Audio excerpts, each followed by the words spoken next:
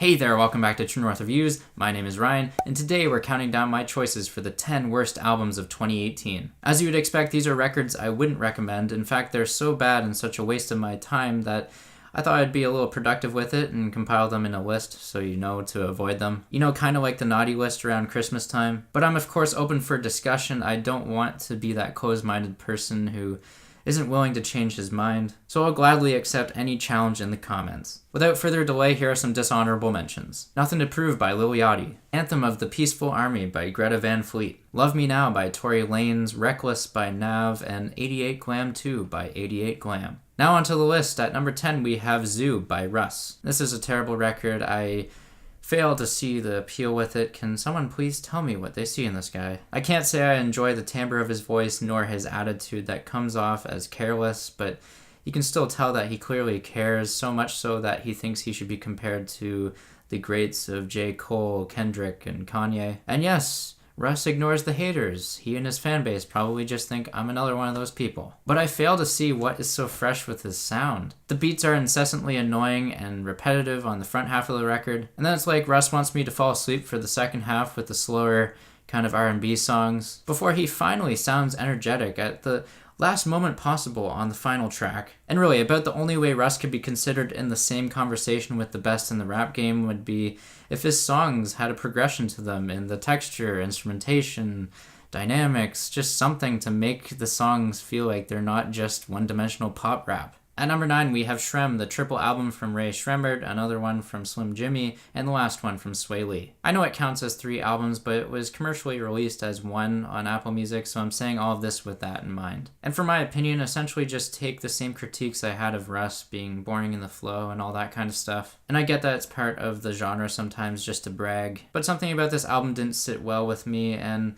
the runtime, even as 3 separate projects if I approached them individually, didn't really do much for me to come back to them. Powerglide is about the only song I'd recommend checking out, and that's only if you enjoyed Black Beatles in the past. At number 8, we have J. Cole's K.O.D. And this album dropped after J. Cole had pretty solid records back-to-back in 2014's Forest Hills and 2016's For Your Eyes Only. But with K.O.D., J. Cole has never sounded so uninspired in his career. Don't get me wrong, I admire the conceptual album approach, but his flow is the same for nearly the entire record. Count it up, count it up, count it up, count it up, count it up, count it up. Motivate, motivate, motivate. Count it up, count it up, count it up. Motivate, motivate, motivate.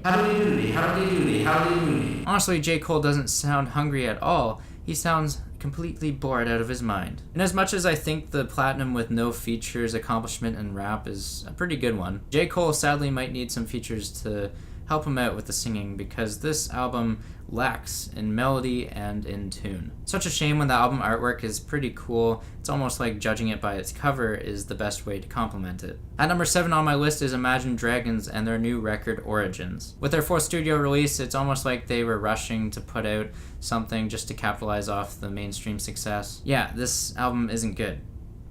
It isn't good.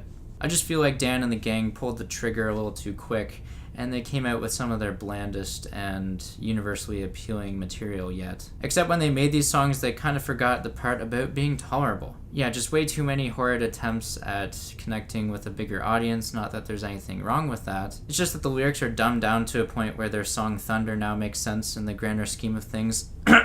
Sell out. And the sad part is it's not even like a good kind of sellout like Green Day was for the punk scene. It's more in a colorless way, like they don't even have any personality left. If Imagine Dragons released one good song on this record, I'd say it's Natural, and that's about the only one I'd recommend. At number 6, we have Bambi by Hippo Campus. Yeah, it's another band that jumped the gun with releasing albums in back-to-back years instead of waiting to flesh out some better ideas. Now with Bambi, it's an album that tries too hard, I think. Everything is a little pretentious, and compared to their previous record, it's a weird progression. I mean, Landmark is one of the best albums of 2017 for its soothing and laid-back vibe, which I know a lot of fans will agree with me on. But when it comes to the reception of this new record, I feel like everyone's on a different planet because I've only seen polarizing opinions and thoughts on it. Sadly for me though, Landmark will continue to be my preferred album and that's really after trying my best to give Bambi a chance. Unfortunately, besides the intro cut, everything here is just a little too much for me to handle. At number 5, we have another band I used to love, and at this point, I think you should notice the emerging theme in the video. Specifically, this spot belongs to the Neighbourhood and their self-titled record, which dropped back in the month of March. And yeah, this thing is about the biggest downgrade in the band's discography yet, which is quite unfortunate, especially after enjoying their debut record and the song Sweater Weather, a song that everyone would seemingly go on to love from the early 2010s.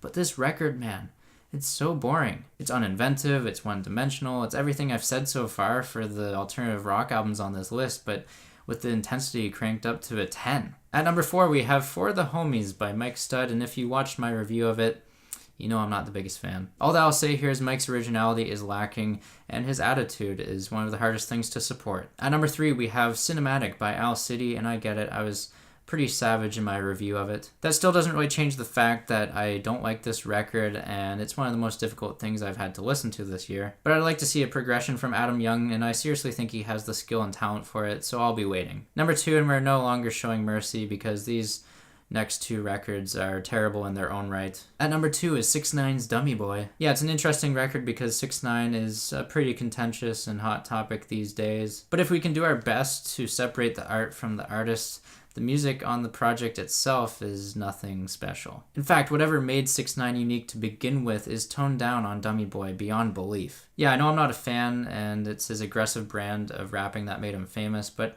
I don't know why everything on this record feels more relaxed than I ever anticipated. I can't get behind the dancehall sound, I can't get behind the sensual eeny meeny miny mo. This record is just laid back, yet somehow it still finds a way to offend me with its dumb and dull lyrics and stupid song titles. And now on to the worst album of the year, which is a fairly popular pick. I too can't stand it. I can't believe it exists. It's everything I've said up until this point, but with a more generic production style coupled with probably the most idiotic lyrics and worst vocal performances on an entire record. This is of course Lil Xan's Total Xanarchy, and it doesn't even interest me in the slightest. There's no element of music that I would give a positive remark to. It's bad, very bad, just so bad. Ignore it at all costs. That's it for the countdown. Thanks for checking it out. Leave a like, or you know what, leave a dislike, especially if you disagree with me, like I imagine some of you will. Just know that I don't think less of you because you like any of these albums. Music is a powerful thing where we have our own personal taste, and yeah, I'll still see the beauty in each and every one of you. Thanks for checking out the video today. Subscribe if you're new in town, and as always, have a rockin' day.